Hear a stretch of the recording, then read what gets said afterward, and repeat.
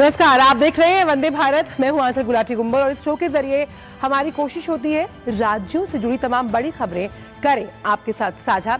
तो आइए सीधे रुख करते हैं इस वक्त की प्रमुख हेडलाइंस का।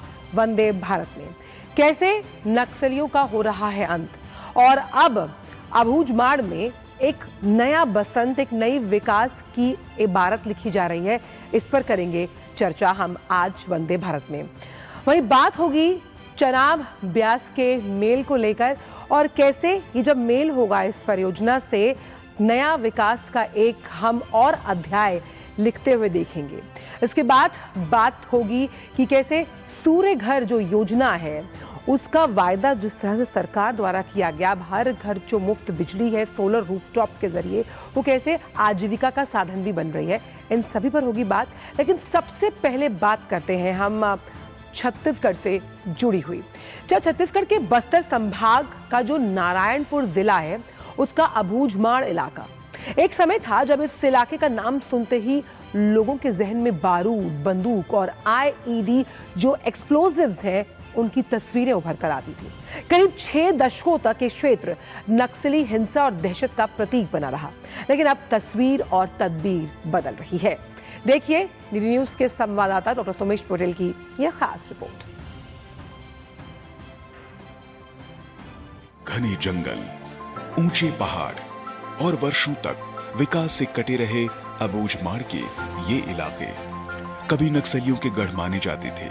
यहाँ कदम कदम पर आईईडी का खतरा था और शाम ढलते ही पूरा इलाका खामोश हो जाता था। लेकिन अब हालात बदल रहे हैं। अबूझमाड़ में पहली बार विकास की रफ्तार जमीन पर दिखाई देने लगी है।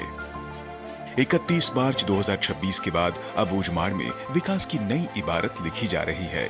जहां कभी सुरक्षा बलों की गश्त और धमाकों की आवाज सुनाई देती थी, वहां अब बिजली के खंभे खड़े हो रहे हैं, सड़कें बन रही हैं, पुल पुलिया तैयार हो रहे हैं, मोबाइल टावर लगाए जा रहे हैं और ग्रामीणों तक स्वास्थ्य सुविधाएं पहुंच रही हैं।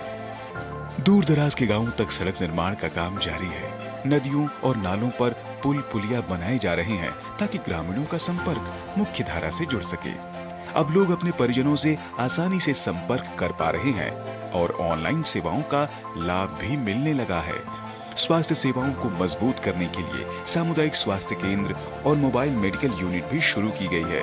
पहले इलाज के लिए ग्रामीणों को कई किलोमीटर पैदल चलना पड़ता था, लेकिन अब गांव के करीब ही स्वास्थ्य सेवाएं उपलब्ध कराई जा रही हैं। छत्तीसगढ़ के मुख्यमंत्री विष्णुदेव साय ने कहा, बस्तर में सड़क, बिजली, शिक्षा, स्वास्थ्य और संचार जैसी मूलभूत सुविधाएं अब धीरे धीरे लोगों तक पहुंच रही हैं। नक्सलवाद जो लगता था कि पता नहीं कभी समस्या का समाधान होगा कि नहीं, नक्सलवाद समाप्त हो चुका है और हर क्षेत्र में वहाँ पर कृषि के क्षेत्र में, पर्यटन के क्षेत्र में, पशुपालन के क्षेत्र में वहाँ पर सैकड़ों तरह के फॉरेस्ट प्रोड्यूस हैं, वो सबका वैल्यू एडिशन करा के उस क्षेत्र को संपन्न बनाने का काम भारत सरकार और प्रदेश सरकार करेगी। कैबिनेट मंत्री केदार कश्यप का कहना है कि बस्तर के लोगों ने 6 दशक तक नक्सल से लंबी लड़ाई लड़ी है। अब बस्तर 31 मार्च 2026 के बाद बदल गया है।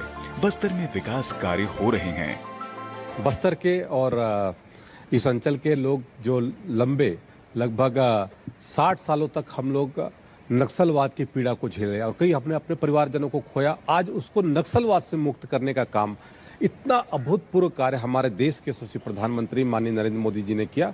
हम उनके लिए हृदय से आभारी व्यक्त करते हैं, जिनके कारण से आने वाली पीढ़ियां हमारी शिक्षित हो पाएगी, उनको बेहतर भविष्य उनका हो पाएगा। कभी दहशत और डर के लिए पहचाना जाने वाला अबूझमाड़ अब बदलाव और विकास की नई कहानी लिखता दिखाई दे रहा है।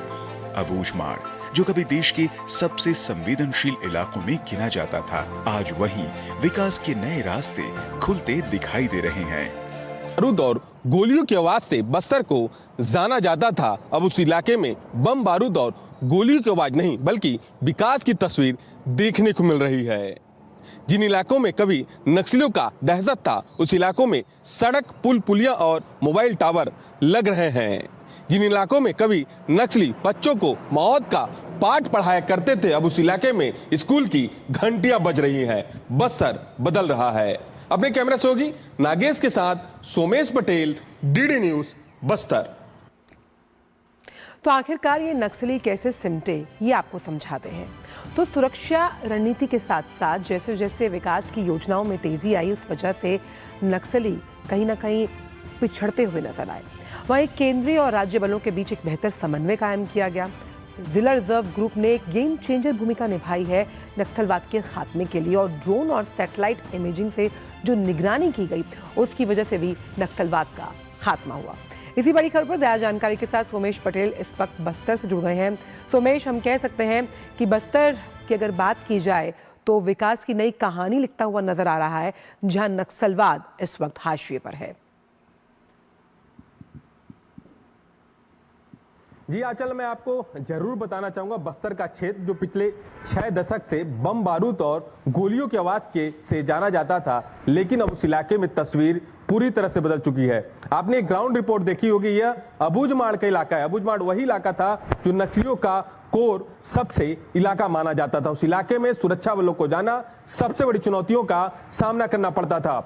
2 दिन पहले ही आपने देखा होगा कि देश के प्रधानमंत्री नरेंद्र मोदी मन की बात को सुनने के लिए हजारों की तादाद में लोग वहां पर पहुंचे हुए थे, इकट्ठा हुए थे। उस इलाके में 2 साल पहले नक्सली वहां पर सभा किया करते थे। उस इलाके में जाना लोगों को सबसे ज्यादा दिक्कतों का सामना करना पड़ता था। रात के बाद लोग घरों से नहीं निकल पाते थे, लेकिन 31 मार्च 2026 के बाद इलाके की तस्वीर पूरी तरह से बदल चुकी है। उस इलाके में सड़क, पुल, पुलिया, मोबाइल टावर, इंटरनेट की कनेक्टिविटी आ रही है, और कहीं ना कहीं जो 6 दशक से नक्सल प्रभावित इलाका, जो नक्सलियों की गोलियों के लिए जाना जाता था, बारूद की गंध उस इलाके में मिलती थी, लेकिन अब उस इलाके में बारूद की गंध नहीं बल्कि विकास की तस्वीर देखने को मिल रही है। सबसे महत्वपूर्ण बात बताना चाहूंगा, अबूझमाड़ में हम लगातार पिछले 2 दिन तक थे। उस इलाके में हमने देखा कि उस इलाके में लोग, आसपास के लोग शाम को घर से नहीं निकलते थे, लेकिन अब उस इलाके में लोग बाकायदे घर से निकल रहे हैं। और सबसे महत्वपूर्ण बात वो कह रहे हैं कि बस्तर जो पिछले 6 दशक से नक्सलवाद की चपेट में था, वो पूरी तरह से बदल चुका है। इस इलाके में विकास की तस्वीर देखने को मिल रही है। आपने देखा होगा कि इससे पहले भी लगातार इस इलाके में नक्सल गतिविधियां देखने को मिलती थी, लेकिन अब नक्सलवाद पूरी तरह से खत्म हो चुका है। बस्तर लगातार विकास की ओर आगे बढ़ चला है। जी हाँ, चल सुमेश, वहीं तमाम सुविधाओं की पहुंच किस तरह से अब अबूझमाड़ में सुनिश्चित की जा रही है लोगों के विकास के लिए? देखिए, अबूझमाड़ जो केरल से भी बड़ा है, और उस इलाके में सबसे महत्वपूर्ण था उस इलाके में विकास करना, क्योंकि 6 दशक तक नक्सलियों की चपेट में था इलाका। लेकिन अब उस इलाके में केंद्र सरकार और राज्य सरकार की मदद से उस इलाके में विकास किया जा रहा है। आसपास के जो गांव के लोग हैं, उनके लिए आने जाने के लिए सड़क निर्माण हो रहा है, पुल पुलिया बन रहा है, यहाँ पर उनकी पानी की व्यवस्था की जा रही है। जिन स्कूलों में कभी नक्सली जो नक्सल का पाठ पढ़ाते, तो स्कूल में स्कूल की घंटियां बज रही हैं। लोग जो वहाँ के बच्चे हैं स्कूल जा रहे हैं। जो दहशत उस इलाके में पूरी तरह से खत्म हो गई। तो कुल मिलाकर ये कहा जा सकता है कि बस्तर का जो क्षेत्र था, जो नक्सल गतिविधियों के लिए जाना जाता था पूरे भारत में, आप अगर दिल्ली से आए, बस्तर का नाम अगर सुनती थी तो आप भी बस्तर जाने से डरती थी, घबराती थी, परिवार के लोग जाने से डरते थे। लेकिन अब बस्तर पूरी तरह से बदल चुका है। बस्तर में लगातार विकास हो रहा है। जी हाँ, चल बिल्कुल, बहुत बहुत शुक्रिया सोमेश इन तमाम जानकारियों को हमसे साझा करने के लिए। और किस तरह से जब हम बात करते हैं बस्तर की या फिर तमाम वो इलाके जो नक्सल प्रभावित रहे हैं छत्तीसगढ़ में, अब वो विकास की राह पर चल पड़े हैं। और एक ऐसी ही विकासात्मक खबर हम आपको दिखा रहे हैं हिमाचल प्रदेश से, और बात करेंगे लाहौल स्पीति की कि आखिरकार किस तरह केंद्र सरकार ने एक पहल की और हाल ही में जो चुनाव ब्यास लिंक परियोजना है उसे मंजूरी दी गई। अब इस परियोजना को देश प्रदेश की जल सुरक्षा और ऊर्जा उत्पादन की दिशा में एक सकारात्मक और बेहतरीन प्रयास माना जा रहा है, जिसे लेकर जल्द काम भी शुरू किया जाएगा। देखिए खास रिपोर्ट।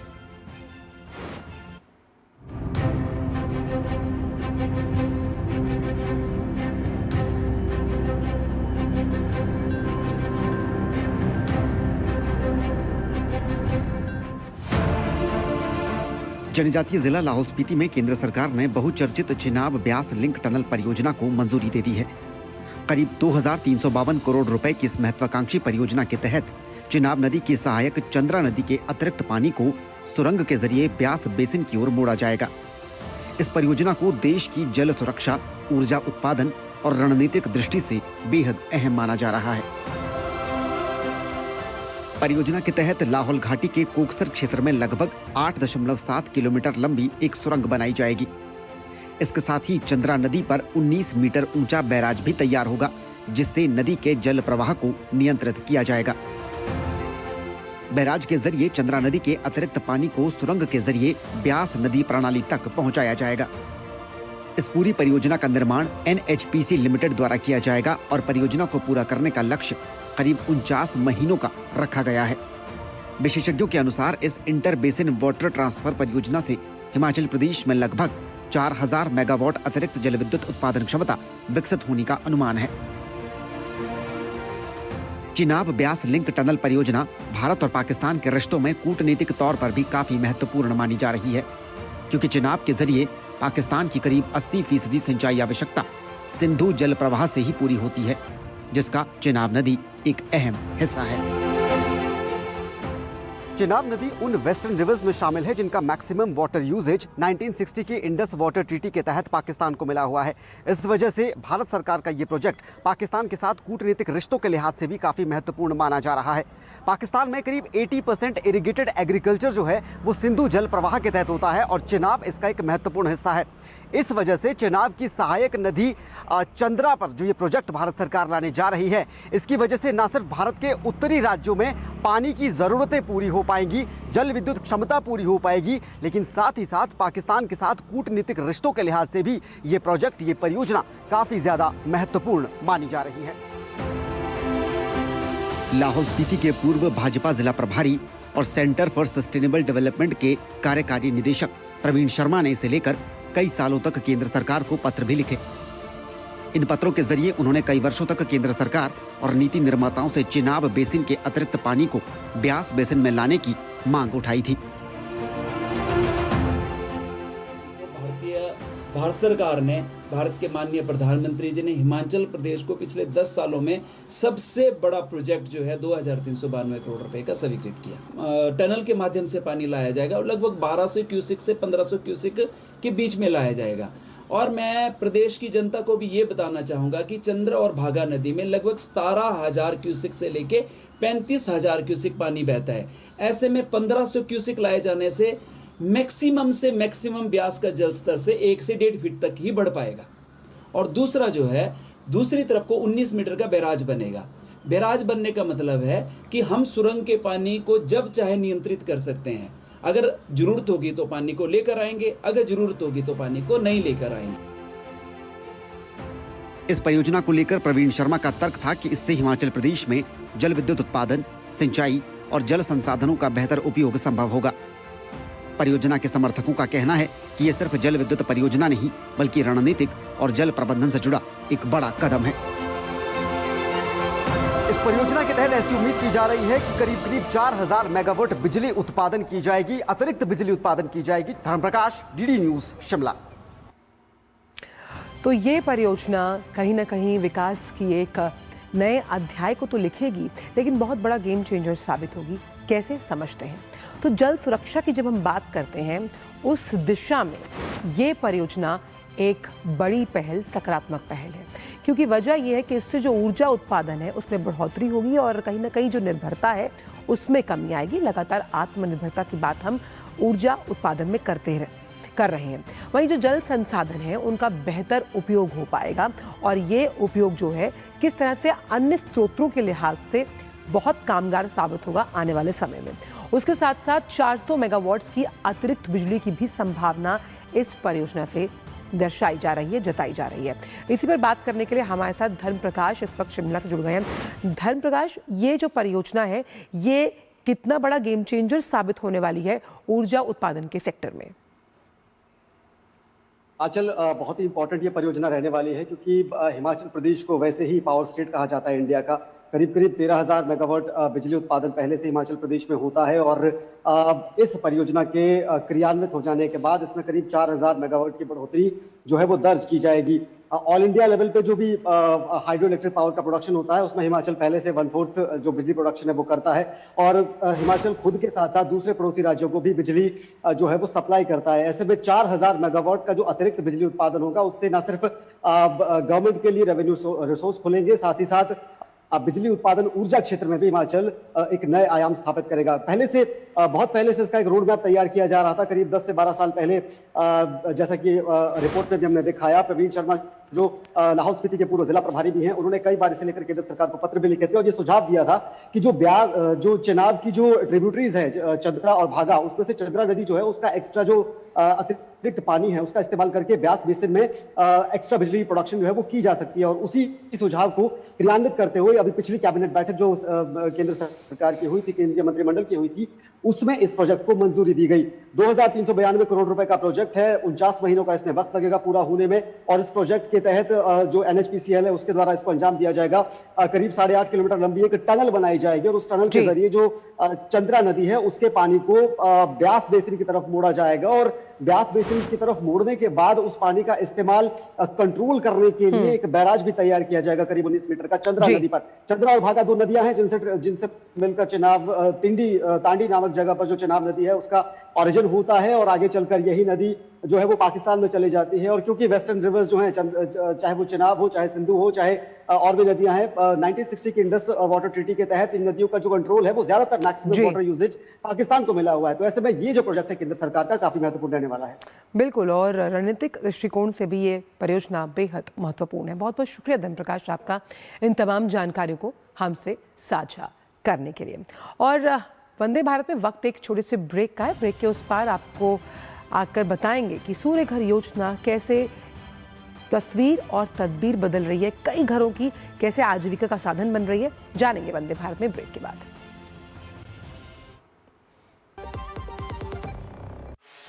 गंभीर हार्ट अटैक के बाद रीवा के जिला अस्पताल में भर्ती मऊगंज के गोविंद लाल तिवारी को इलाज के लिए एयर एम्बुलेंस से भोपाल भेजा गया। वहीं संदीप सिंह को किडनी फेलियर और सांस की तकलीफ से बचाने के लिए सिंगरौली से भोपाल भेजा गया। ये सब कुछ संभव हो पाया प्रधानमंत्री श्री नरेंद्र मोदी के मार्गदर्शन और मुख्यमंत्री डॉक्टर मोहन यादव के कुशल नेतृत्व में मध्य प्रदेश में संचालित PM श्री एयर एम्बुलेंस सेवा से, जो रोगियों के लिए वरदान बन गई है। मई 2024 से प्रारंभ हुई इस सेवा से 140 से अधिक लोग हुए लाभान्वित। आयुष्मान कार्ड धारकों को एयरलिफ्ट से लेकर प्रदेश के अंदर और बाहर सभी आयुष्मान मान्यता प्राप्त अस्पतालों में मुफ्त इलाज की सुविधा। गैर आयुष्मान श्रेणी के मरीजों का प्रदेश के अंदर सशुल्क एयरलिफ्ट और शासकीय अस्पतालों में इलाज। सड़क हादसे, औद्योगिक दुर्घटना या प्राकृतिक आपदाओं के घायलों के लिए भी मुफ्त एयर एम्बुलेंस की सुविधा। मध्य प्रदेश सरकार के द्वारा घोषित गरीब से गरीब आदमी की जान बचाने के लिए एयर एम्बुलेंस की सुविधा की जो सौगात दी गई है वो एक बार फिर हमारे लिए लाभकारी सिद्ध हुई है। कई सारे लोगों की हमने इस तरह से जान भी बचाई है और मदद भी की है। हमारी सरकार गरीब से गरीब आदमी के जीवन में ये मदद करने के लिए तत्पर है। माननीय मुख्यमंत्री मोहन यादव जी का बहुत बहुत धन्यवाद करते हैं। इस योजना को चला करके गरीबों के लिए एक वरदान सिद्ध साबित किए हैं। PM श्री एयर एम्बुलेंस में प्रशिक्षित डॉक्टर और पैरामेडिकल स्टाफ की व्यवस्था। मेरी पसंद, मेरी पसंद, मेरी पसंद, मेरी पसंद, हमारी पसंद, हम सबकी पसंद। मजबूत देश का मजबूत सरिया हो गया स्टील। ब्रेक के बाद सभी का स्वागत। क्या आपने अभी सोचा है कि अपने घरों में बिजली का उपयोग जब हम करते हैं, अगर उसके बदले आपके बैंक खाते में पैसे जमा हो जाएं तो कैसा रहेगा? बताते हैं आपको बरेली की ये रिपोर्ट। चौंक गए ना सुनकर, लेकिन ये अब सब संभव है और इस असंभव को संभव कर दिखाया प्रधानमंत्री सूर्य घर मुफ्त बिजली योजना ने। उत्तर प्रदेश के बरेली में इस योजना के कारण हजारों लोगों को बिजली का जो बिल है उसकी टेंशन से तो मुक्ति मिली, लेकिन उसके अलग आमदनी भी हो रही है। 25,000 से ज्यादा जो उपभोक्ता है इस जिले में, वो प्रधानमंत्री सूर्य घर योजना का लाभ उठा चुके हैं। देखिए रिपोर्ट। आपने कभी सोचा है कि घर की बिजली मुफ्त मिले, कोई भी भुगतान न करना पड़े और बैंक खाते में पैसे भी जमा हो? क्या हुआ, चौंक गए ना? और सुनकर हैरानी भी हो रही है, लेकिन यह वास्तविकता है और हजारों लोग इसका लाभ उठा रहे हैं। उत्तर प्रदेश के बरेली में बिजली के बिल से हजारों उपभोक्ताओं को निजात मिल चुकी है। बरेली निवासियों के घर में 24 घंटे बिजली उपलब्ध है। घरों की छतों पर लगाए गए सोलर प्लांट न केवल बिजली की जरूरत पूरी कर रहे हैं, बल्कि अतिरिक्त बिजली बेचकर लोगों की आय का भी जरिया बन रहे हैं। प्रधानमंत्री सूर्य घर योजना बरेली की तस्वीर ही बदल दी है। जिले में अब तक 25,742 उपभोक्ता इस योजना से लाभान्वित हो चुके हैं और करीब 3 करोड़ रुपए उनके खातों में जमा हुए हैं। जिलाधिकारी अविनाश सिंह ने बताया कि योजना के कारण उपभोक्ताओं के बिजली बिल में भारी कमी आई है, जिससे लोग तेजी से सौर ऊर्जा की ओर आकर्षित हो रहे हैं। बरेली में प्रधानमंत्री सूर्य घर योजना के तहत सौर ऊर्जा अपनाने वाले उपभोक्ताओं की संख्या में लगातार वृद्धि हो रही है। घरों की छतों पर जो लगाए गए सोलर प्लांट न केवल बिजली की जरूरत पूरी कर रहे हैं, बल्कि उन लोगों को अतिरिक्त बिजली को बेचकर आय का जरिया भी बन रहे हैं। जिले में अब तक 25,742 उपभोक्ता इस योजना से लाभान्वित हो चुके हैं और करीब 3 करोड़ रुपए उनके खातों में अतिरिक्त मनी के रूप में, अतिरिक्त आमदनी के रूप में जमा हो चुके हैं। योजना के तहत घरेलू उपभोक्ता 2 से 4 किलोवाट तक के सोलर पैनल लगवा रहे हैं। शहरी क्षेत्रों में इसका अधिक प्रभाव दिखाई दे रहा है। यहाँ करीब 15,000 उपभोक्ता प्रतिदिन 2.70 लाख यूनिट बिजली उत्पादन कर रहे हैं। पिछले 2 वर्षों में इन उपभोक्ताओं ने लगभग 4.50 करोड़ यूनिट बिजली का उत्पादन किया है। कम खपत करने वाले उपभोक्ताओं के खातों में 1.80 करोड़ रुपए जमा हुए हैं। वहीं ग्रामीण क्षेत्रों में 10,742 उपभोक्ताओं ने सोलर पैनल लगवाए हैं। ये प्रतिदिन 2.20 लाख यूनिट बिजली उत्पादन कर रहे हैं। 2 वर्षों में यहाँ 3.50 करोड़ यूनिट बिजली का उत्पादन हुआ है और उपभोक्ताओं के खाते में 1.20 करोड़ रुपए पहुंचे हैं। वहीं लाभार्थियों का कहना, केंद्र सरकार की पीएम सूर्य घर योजना बहुत ही लाभकारी है। इस योजना से उन्हें सब्सिडी के साथ साथ बिजली बिल में बड़ी राहत प्रदान कर रहा है। योजना बहुत अच्छी है और पहले हमारा बहुत ज्यादा बिल आता था और अब जब से सोलर पैनल लगा है तब से बहुत कम बिल आने लगे। पहले से ज्यादा अच्छा है। पहले बहुत ज्यादा बिल आता था, अब बहुत कम आने में लगा है बिल। मेरे घर पे 3 किलोवाट का पीएम सूर्य योजना के तहत सोलर पैनल लगे हैं। जब से ये सोलर पैनल लगे हैं, जब से पहले जो बिल आता था 5,000 रुपए आता था, लेकिन अब घट के 1,500 या 2,000 रुपए रह गया है। और मैं पीएम मोदी का धन्यवाद देना चाहता हूं कि जो उनकी योजना है उससे लोगों को लाभ मिल रहा है। प्रधानमंत्री सूर्य घर मुफ्त बिजली योजना के तहत घरों की छत पर सोलर पैनल लगाने पर भारी सरकारी सब्सिडी, 300 यूनिट तक मुफ्त बिजली, बिना गारंटी वाले लोन की सुविधा और अतिरिक्त बिजली बेचकर कमाई करने जैसे कई प्रमुख लाभ मिलते हैं। इस योजना से सौर ऊर्जा यानी नवीकरणीय ऊर्जा का उपयोग बढ़ता है, जिससे कार्बन उत्सर्जन कम होता है और पर्यावरण सुरक्षित रहता है। यह योजना आम और मध्यम वर्गीय परिवारों के लिए आर्थिक रूप से बेहद फायदेमंद है, जिससे बिजली बिल में सालाना हजारों रुपए की बचत होती है। Bureau report, DD news. तो हर घर सौर ऊर्जा किस तरह से जिंदगी बदल रही है, इस पर जानकारी लेते हैं विकास सिंह, जो कि लखनऊ से जुड़ गए हैं इस बड़ी खबर के साथ। विकास, तो हम कह सकते हैं सूर्य घर योजना कमाल, जेब हो रही है माला माल। बिल्कुल, और सबसे बड़ी बात यह है कि जो विद्युत उपभोक्ता थे वो अब विद्युत उत्पादक बन रहे हैं। ये सबसे बड़ी खासियत है इस योजना की, जो हमने अभी रिपोर्ट में दिखाया कि बरेली में किस तरीके से, चाहे वो शहरी क्षेत्र हो वहां पे तो ज्यादा है ही है, लेकिन ग्रामीण क्षेत्र भी इससे जुड़ गया है और वहां पर भी गांववासी भी बिजली उत्पादन कर रहे हैं। बड़ी बात है। और सबसे बड़ी बात है इसके प्रचार प्रसार को लेकर जिस तरीके से उत्तर प्रदेश सरकार ने काम किया। पीएम सूर्य घर योजना में पूरे देश में कई श्रेणियों में उत्तर प्रदेश नंबर 1 है। तो यहाँ पर तकरीबन लाखों की संख्या में यहाँ पर लग चुके हैं उत्तर प्रदेश में। और बरेली के बाद अगर हम राजधानी लखनऊ की बात करें तो यहाँ पर तो 1 लाख से अधिक यहाँ पर सोलर पैनल इंस्टॉल हो चुके हैं। और बरेली में सबसे बड़ी बात यह है कि पूरे पश्चिमी उत्तर प्रदेश की बात करें तो एक रोल मॉडल बनकर बरेली उभरा हुआ है। और यहाँ पर जैसे बरेली में लोगों बिजली उत्पादन कर रहे हैं, बिजली की समस्या कम हो रही है, लोड कम हो रहा है। और सबसे बड़ी बात, जो उत्तर प्रदेश सबसे बड़ी आबादी वाला राज्य है, यहाँ पर 32,000 मेगावाट तक डिमांड आ जाती है। तो ऐसे में अगर उपभोक्ता ही बिजली उत्पादक बन जाता है तो सबसे बड़ी चीज है कि वो जुड़ता है विकास के साथ। और जिस एक बात कही गई है 24 घंटे बिजली आपूर्ति की, शहरों के लिए जो निर्देश है, ग्रामीण क्षेत्रों में भी वह दिन आ जाए तो वह दिन जरूर आएगा। पीएम सूर्य घर योजना से जैसे जैसे इसका और प्रचार प्रसार होता जाएगा, साथ साथ लोग इसको लगाते जाएंगे।